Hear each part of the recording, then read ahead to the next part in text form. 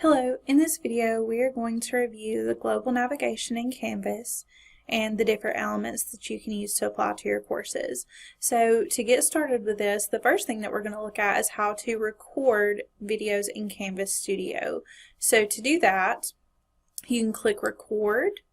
And currently I am doing a screen capture, so therefore I cannot show you how to do a screen capture, but if you wanted to click webcam capture here, that is a potential option that you do have,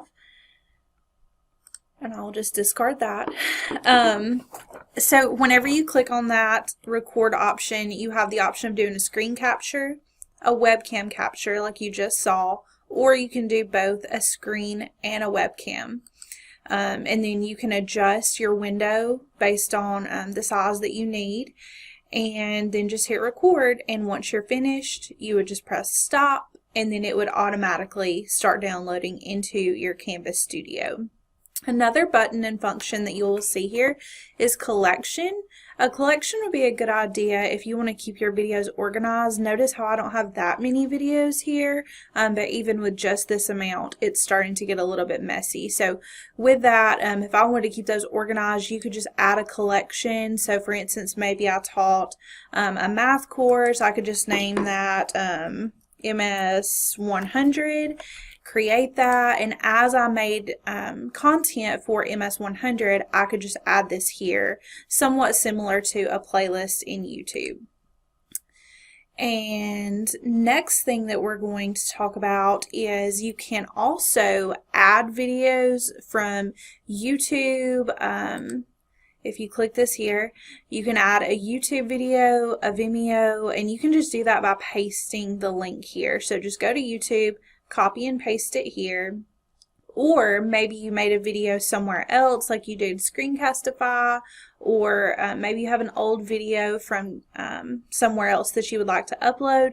You could just browse your computer and upload that here as well. You do not have to completely recreate those videos. The next thing that we're going to talk about is that if you actually go into your course, there's also a way to video within your course. So let's see here. If you just go to your dashboard, then notice over here there is the option of Studio.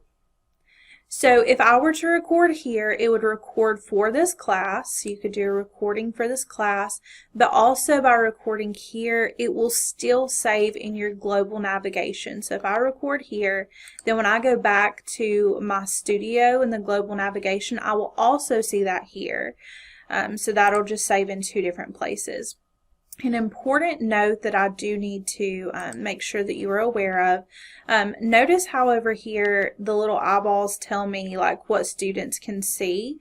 Notice how Studio here for us, it looks like it is available to students. However, it is not. If I go to my student view right now, then notice Studio, it disappears.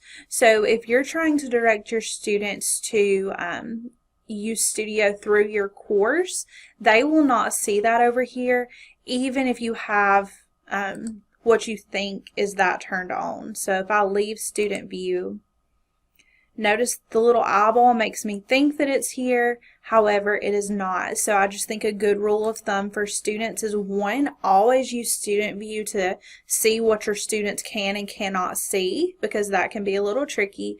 But just as a safe way of going about recording for Studio, just always have your students record directly through the global navigation student view.